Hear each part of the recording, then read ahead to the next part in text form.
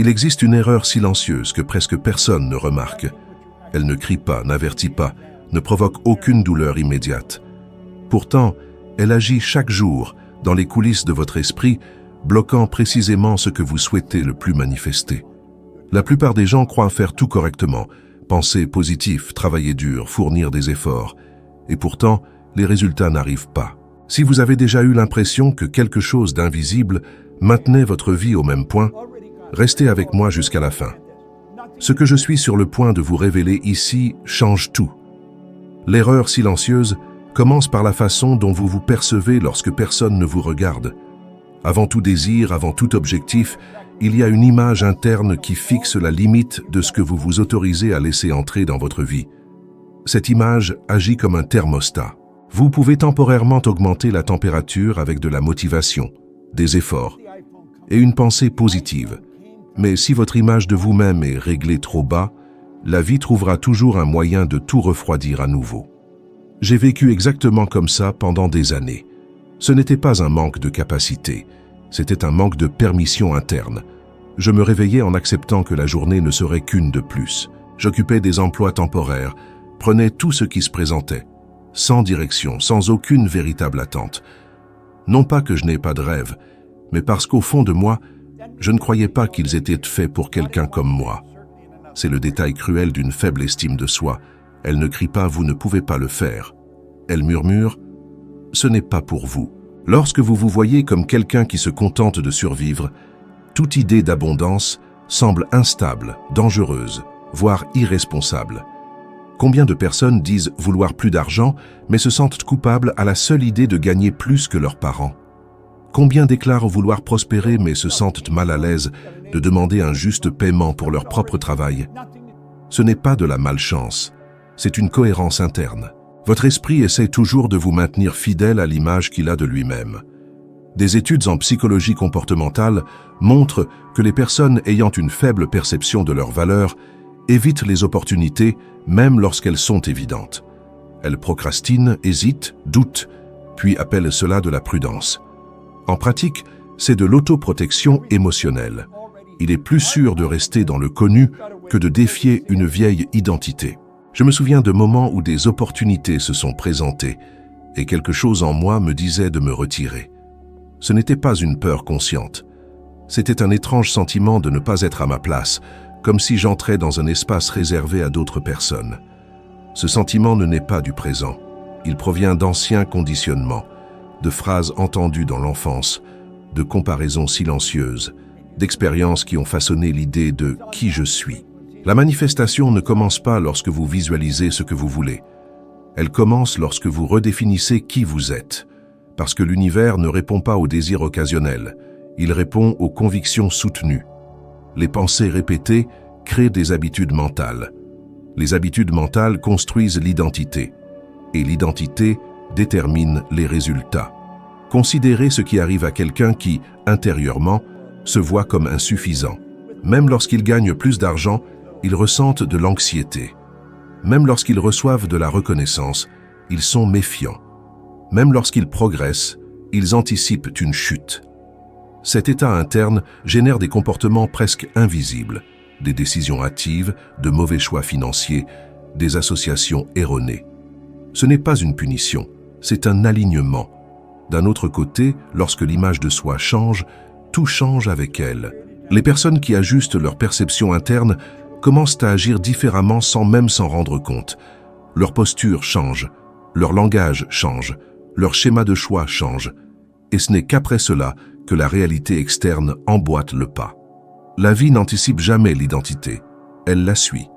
Il y a des personnalités publiques qui ont complètement transformé leur chemin en changeant leur image interne d'elles-mêmes. Jim Carrey, par exemple, a parlé ouvertement de la visualisation d'une nouvelle identité avant l'apparition de tout résultat. Ce n'est pas l'argent qui a créé la confiance, c'est la confiance soutenue qui a ouvert la porte à l'argent. La phrase qui résume tout cela est simple. Vous ne perdez pas ce que vous désirez, vous perdez ce que vous êtes mal à l'aise de maintenir. Si la richesse crée une tension interne, vous vous en débarrasserez. Si le succès génère une peur du rejet, vous le repousserez. L'esprit choisit toujours le familier, même lorsque le familier fait mal. Alors que la plupart des gens essaient de changer leur vie en s'attaquant aux effets, peu ont le courage d'ajuster la cause. L'image de soi est cette cause silencieuse. Elle décide de combien vous acceptez de gagner, de combien vous acceptez d'aimer, de combien vous acceptez de grandir. Et tant qu'elle ne change pas, toute tentative de manifester quelque chose de plus grand ne sera qu'un effort temporaire contre une limite invisible. Lorsque vous comprenez cela, vous cessez de vous blâmer et commencez à vous reprogrammer, parce qu'il n'y a rien de mal en vous. Il y a juste une vieille image qui demande à être mise à jour, et lorsque cela se produit, le monde extérieur n'a d'autre choix que d'emboîter le pas. Pendant longtemps, j'ai cru que plus je travaillerais dur, plus la vie serait obligée de me récompenser. Cette idée est profondément ancrée chez la plupart des gens. Travailler dur, sacrifier des week-ends, avaler des frustrations, supporter des environnements épuisants. Et pourtant, les résultats ne suivent pas.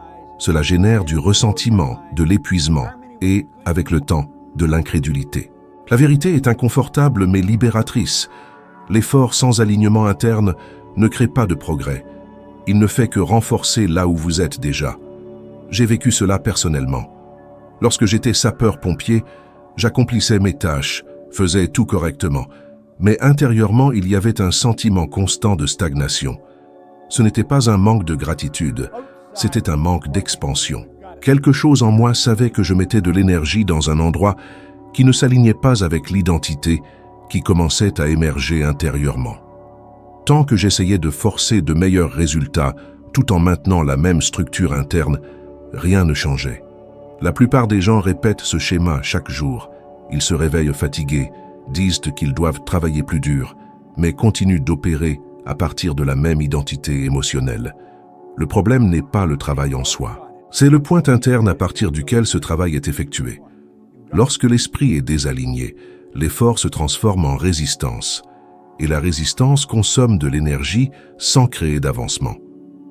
La recherche en comportement humain montre que les personnes qui croient que le succès dépend uniquement de l'effort ont tendance à ignorer les facteurs internes, comme l'identité, l'estime de soi et la cohérence émotionnelle. Le résultat est un épuisement chronique. Elles en font plus et reçoivent moins. Et ensuite, elles concluent que le monde est injuste, alors qu'en réalité, elles sont simplement fidèles à une vieille image d'elles-mêmes. Lorsque j'ai décidé de quitter les sapeurs-pompiers, ce n'était pas un saut impulsif. C'était une décision née d'un ajustement interne silencieux. Je ne me voyais plus comme quelqu'un de limité aux options disponibles. Ce changement s'est produit avant tout résultat externe. Lorsque j'ai ouvert mon entreprise de nettoyage, je n'avais aucune expérience commerciale, aucune formation formelle et aucune garantie. Ce que j'avais, c'était une nouvelle référence interne. Au cours de la première année, l'entreprise a généré plus de 100 000 $. Cela ne s'est pas produit parce que l'industrie était extraordinaire. C'est arrivé parce que je n'essayais plus de grandir à partir de la même identité. C'est un point crucial. Les résultats durables ne viennent jamais avant le changement interne. Ils viennent après, toujours. Lorsque vous essayez de grandir sans aligner qui vous êtes avec ce que vous faites, l'esprit crée des sabotages presque invisibles. La procrastination, les décisions mal calculées, la peur de facturer, la peur d'élargir, la peur de faire des erreurs. Tout cela semble rationnel, mais ce n'est que la vieille identité qui essaie de survivre. Combien de personnes connaissez-vous qui disent « Si je gagne plus, j'aurai plus de problèmes » ou « L'argent change les gens ».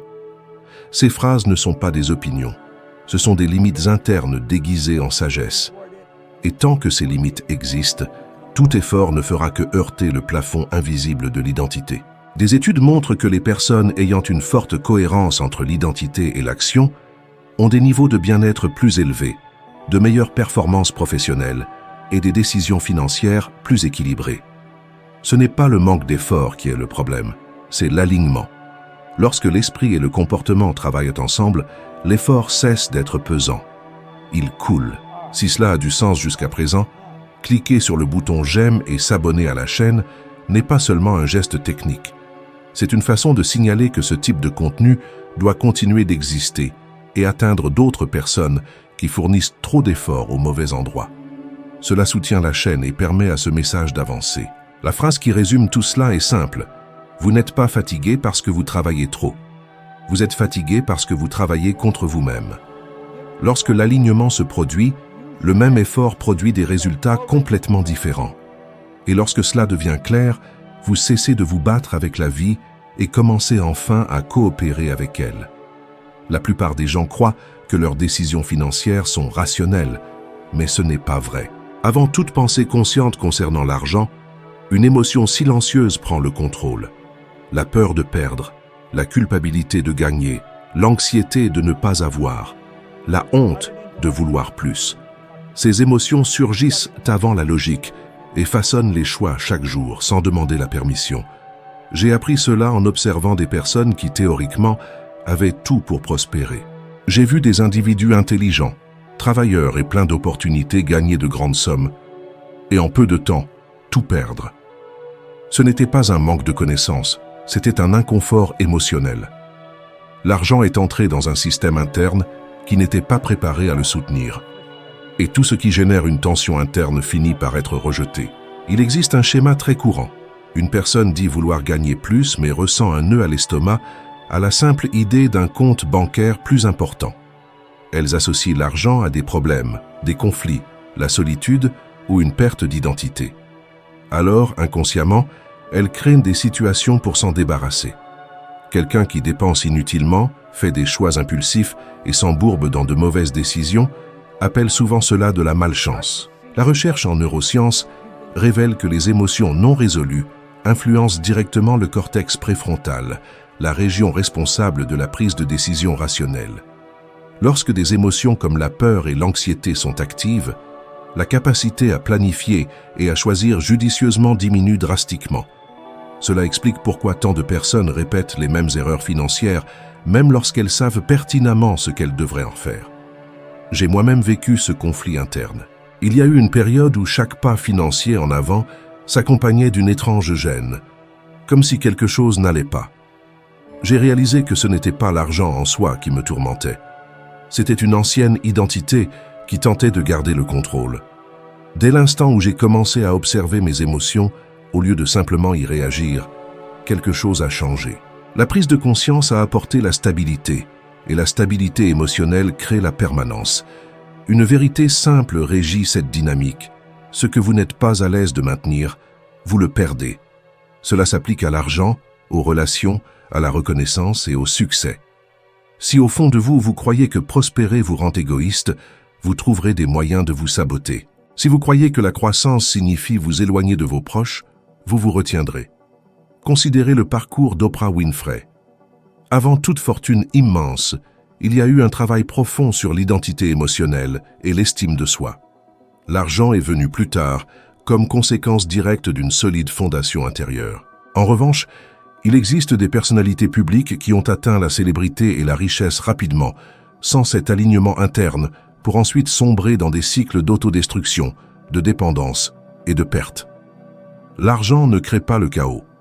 Il ne fait qu'amplifier ce qui est déjà en nous. Un autre point crucial. Au-delà d'un certain niveau de revenu, des études montrent qu'une augmentation d'argent ne génère pas un plus grand bonheur si la sécurité émotionnelle fait défaut. Les individus émotionnellement désalignés utilisent l'argent pour apaiser temporairement les tensions, et non pour construire un épanouissement durable. Ils achètent pour s'engourdir, pas pour évoluer. Voici un exercice simple mais profond. Pendant quelques jours, chaque fois que vous pensez à l'argent, observez la toute première émotion qui surgit. N'essayez pas de la changer, de la justifier ou de la corriger. Observez simplement. Ce niveau de conscience commence automatiquement à dissoudre les anciens schémas. Lorsque vous reconnaissez l'émotion, elle perd l'emprise invisible qu'elle exerçait autrefois sur vos décisions. La manifestation ne répond pas à ce que vous dites simplement vouloir. Elle répond à ce que vous ressentez comme étant sûr de maintenir. Lorsque vos émotions s'alignent sur vos désirs, l'argent cesse d'être une source de tension et devient simplement un outil. À ce moment-là, votre vie financière commence à s'organiser avec beaucoup moins d'efforts. Manifester, ce n'est pas demander à l'univers que quelque chose se produise. Manifester, c'est incarner intérieurement qui vous devez être avant que toute preuve externe n'apparaisse. La plupart des gens abandonnent le processus à ce stade. Ils peuvent visualiser, affirmer et même s'enthousiasmer pendant quelques jours, mais ils abandonnent dès que la réalité n'a pas encore changé. Cela se produit parce que souhaiter est facile. Maintenir une nouvelle identité malgré l'absence de résultats immédiats exige une maturité interne. Il y a eu une période charnière dans ma vie où j'ai profondément saisi cela. Après avoir rencontré de nouvelles idées, j'ai commencé à étudier des concepts sur l'esprit, les paradigmes et le but quotidiennement, de manière répétée. Non pas parce que je voyais des résultats immédiats, mais parce que j'avais besoin de me sentir à l'aise avec une nouvelle version de moi-même. Mon esprit résistait chaque jour. Il murmurait que c'était excessif, que je perdais mon temps, que rien n'avait encore changé. Malgré cela, j'ai persisté. Ce n'était pas une discipline externe, c'était un engagement interne. Quelque chose de curieux s'est produit pendant ce processus. Avant que tout gain financier ne se matérialise, mon comportement a commencé à changer. J'ai commencé à refuser des situations que j'acceptais auparavant par peur. J'ai commencé à mieux m'affirmer. J'ai commencé à choisir avec plus de discernement où j'investissais mon énergie. Rien de tout cela ne semblait forcé. C'était une conséquence du maintien interne d'une nouvelle identité. La manifestation a commencé là, bien avant tout résultat visible. L'esprit humain a été conditionné à croire que les résultats précèdent le changement interne. La vérité est précisément l'inverse. La recherche psychologique démontre que le cerveau recherche la cohérence entre l'identité et l'environnement. Lorsque vous maintenez une nouvelle identité suffisamment longtemps, votre cerveau commence à ajuster les décisions, les perceptions et les actions pour réduire les conflits internes. La réalité externe se transforme alors en conséquence de cette cohérence intérieure. La plupart des gens n'échouent pas à cause de pensées négatives. Ils échouent parce qu'ils ne maintiennent pas le nouveau modèle lorsque l'ancien commence à crier. Ils reviennent en arrière lorsque des membres de leur famille expriment des doutes, lorsque des amis se moquent d'eux, ou lorsque les chiffres ne reflètent toujours pas le changement désiré. Maintenir, c'est rester fidèle à votre nouveau vous, même lorsque personne n'applaudit. Manifester la richesse, par exemple, ne consiste pas à réciter des affirmations sur l'argent. Il s'agit d'agir quotidiennement comme quelqu'un qui respecte la valeur, le temps et le but. Il s'agit de ne pas dépenser pour impressionner. Il s'agit de ne pas vous rabaisser dans les conversations. Il s'agit de ne pas accepter les miettes émotionnelles ou financières. Ces petits comportements sont des déclarations silencieuses d'identité, et l'univers y répond avec une précision absolue. Il y a une vaste différence entre l'espoir et la décision. L'espoir, c'est attendre que quelque chose change. La décision, c'est maintenir qui vous avez choisi d'être jusqu'à ce que le changement devienne inévitable. La vie ne teste pas votre foi. Elle ne fait que refléter votre constance. Des études montrent que les personnes qui maintiennent des habitudes alignées avec leur identité désirée pendant des périodes prolongées jouissent d'une plus grande stabilité émotionnelle, d'une clarté financière accrue et de niveaux de bien-être supérieurs. Ce n'est pas parce que la vie est devenue plus facile, mais parce qu'elles ont cessé de fluctuer intérieurement. Voici un défi simple, mais puissant. Pendant 30 jours, agissez comme si vous vous respectiez déjà profondément. Observez comment vous parlez, comment vous décidez, comment vous réagissez. N'expliquez pas vos projets. Ne cherchez pas de validation. Maintenez simplement. À la fin de cette période, remarquez ce qui commence à se réorganiser autour de vous. Les gens, les opportunités et les idées répondent rapidement à une identité affirmée. Vous n'avez pas besoin de convaincre qui que ce soit. Vous avez simplement besoin de persister.